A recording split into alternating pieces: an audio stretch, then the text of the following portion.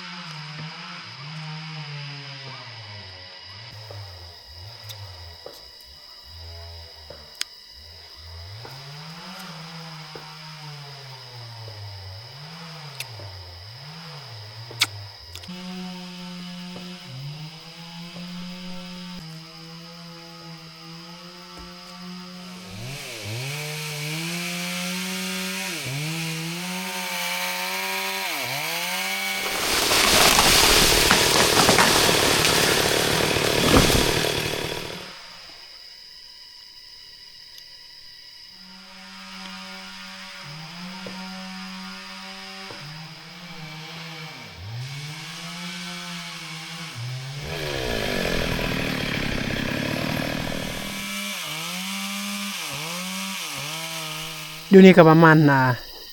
5 โมงแล้วทุกคนเลยเกือบสิเข้า5 โมงยังแล้วได้ก็ยังอีก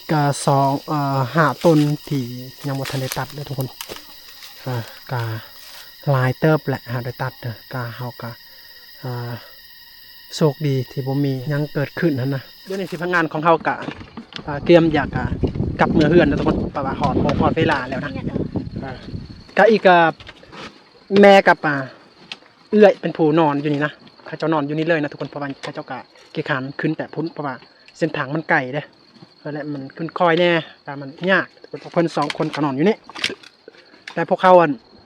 5 คนมันกลับเหือนทุกคนเดี๋ยวนี้เฮาก็กำลังเตรียมตัวก่อนจะกลับนี่นะพวก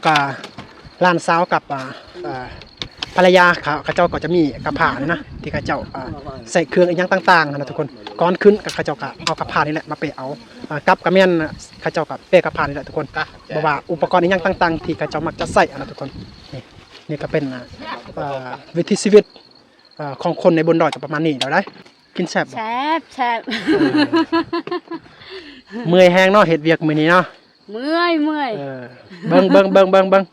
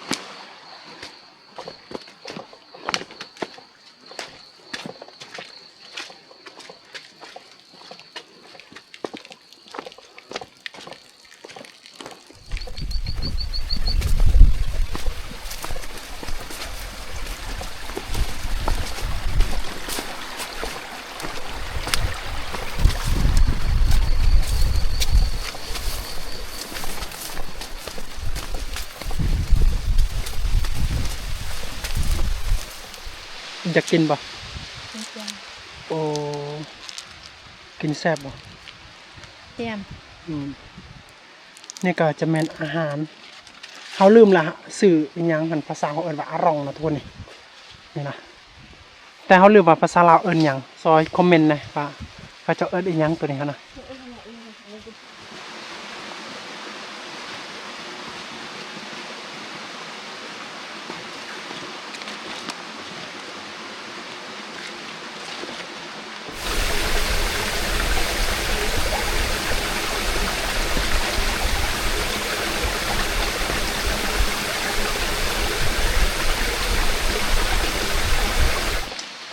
นี่ก็จะเป็นเส้นทาง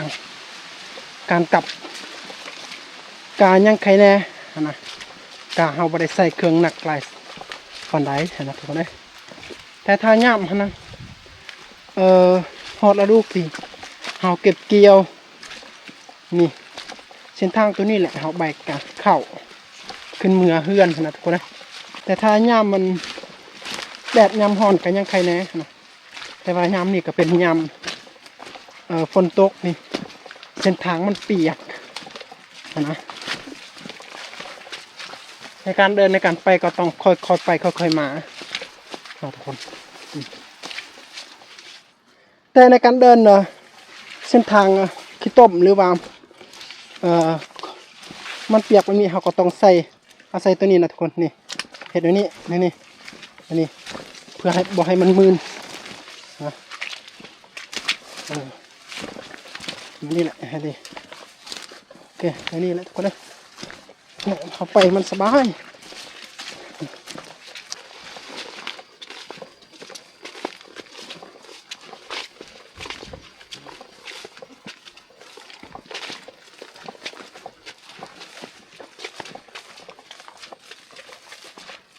ี่ยังฮะ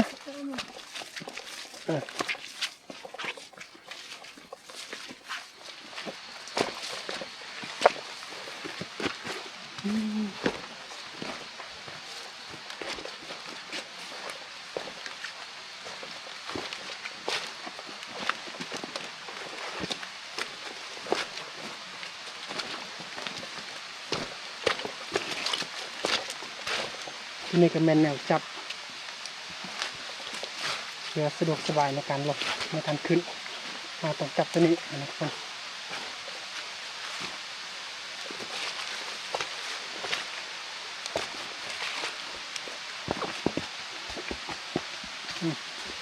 อ้าวตก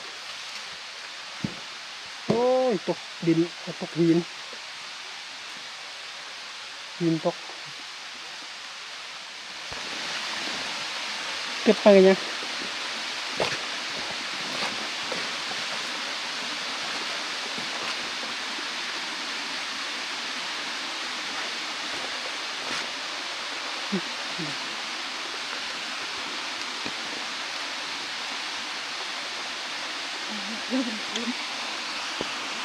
จักมากันยังตัวนี้นะทุกคนกินได้นะต่อหวานแน่ค่ะมากตัวนี้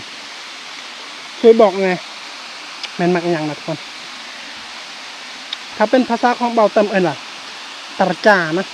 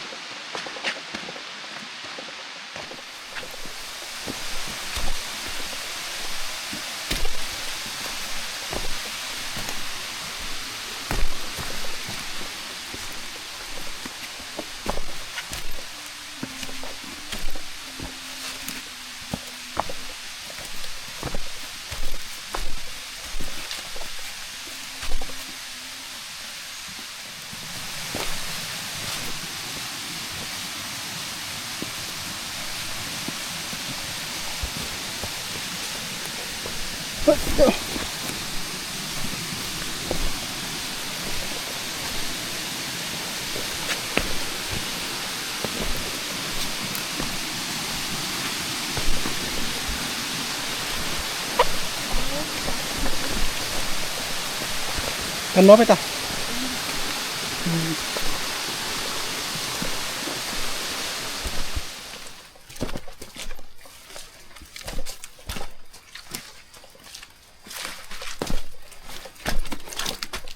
ไก่อยากจะวิดคอยแล้ว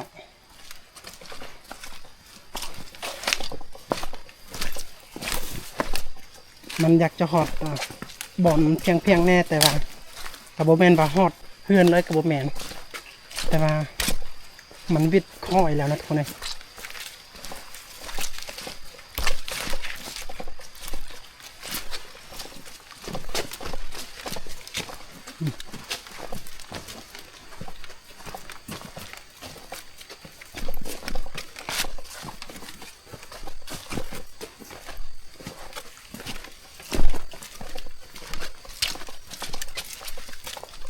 พาเมียไปเก็บหมากเสเวอก่อนทุกคนก่อนจะกลับหอดเฮือน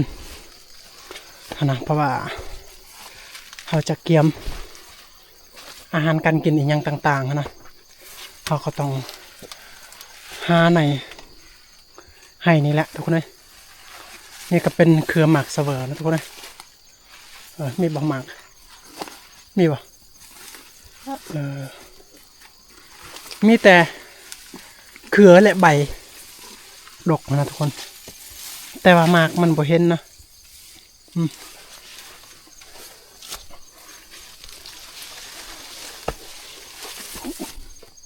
นะฮะยันวายังบ่หอดฤดูของมันหลังจากต่อฤดูอันถึงหลังจากต่อฤดูอันหลังก็มาเล็กกว่าไรมันกินกี่หมุ่ยอันเด้หน่วยหนึ่งค่ะนะนี่อีกหน่วยหนึ่งนะทุกคนก็ตัวนี้แหละอ่อนแหละตัวนี้หน่วยหนึ่งเวลามันเป็นหมากมันดกกี่เลยทุกคนแต่ว่าเนื่องจากว่ามันมีข้าเจ้าเก็บแล้วนะกระบอกแมนว่ามีแต่เพิ่นเจ้าของผู้เดียวมาเก็บนะแต่ว่ามันหลายคนนะทุกคนเลยนี่ก็ได้นี่อ่อนคือกัน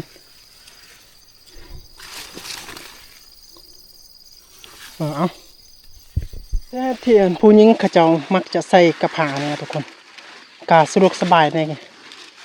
ในการเก็บในการสอกหาอาหารการกินอีหยังต่างๆแบบนี้แหละทุกคน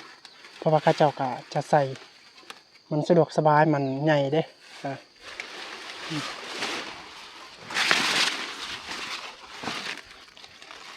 เหนือละหย่ำนี่ก็อ่อนแม่นบ่จับเบิ่งอ่อนบ่แกฮะอ่อนแล้วเสเวอร์นี่นะทุกคนกระโบเพียงแต่หมากเลยยอดของมันกับเขากินกระแสบเลยทุกคนหมากยอดของมันเนี่ยบ่เพียงแต่หมากก็แห้งดีแต่ว่ายอดของมันกระแสบคือกันประมาณนี้แหละทุกคนที่เฮาหาได้เก็บได้นะก็จะมีหมักเสเวอร์กับบอลายเห็นไหมเนื่องจากว่ามันมีคนหาแล้วนะทุกคนเราจะมีอ้อยเราอยากจะเรียนตูนหรือว่าอ้นทุกคน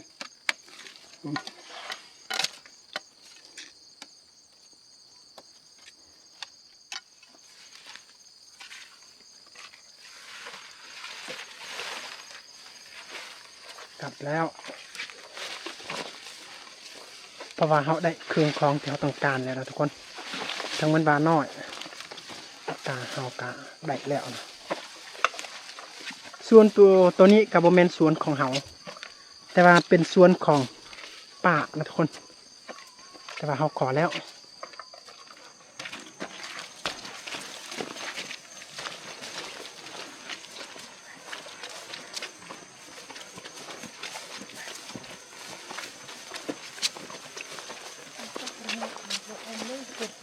เอ็มเลือดร้อนเลยแรนเนาะสระ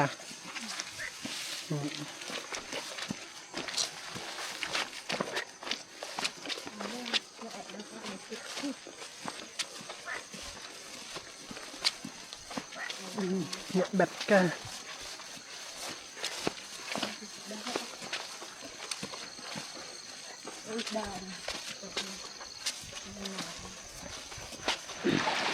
อยู่จุดนี้แมนจุดที่